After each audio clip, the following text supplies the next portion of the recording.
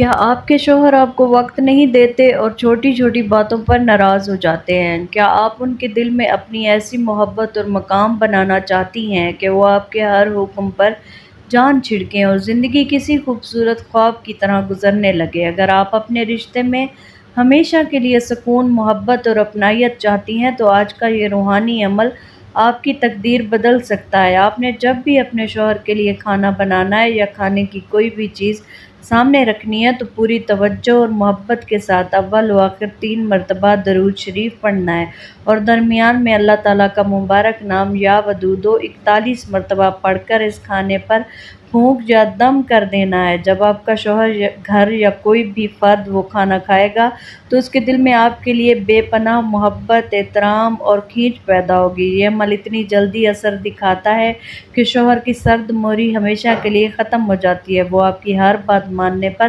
مجبور ہو جاتے ہیں۔ اس وظیفے کو پورے یقین، اچھے دل اور بھروسے کے ساتھ روزانہ کا معمول بنا لیں۔ چند ہی دنوں میں آپ کو اپنے شوہر کے رویے میں حیرت انگیز خوشگوار تبدیلی نظر آنے لگے گی۔ آپ کی زندگی واقعی محبت اور سکون کا گہوارہ بن جائے گی۔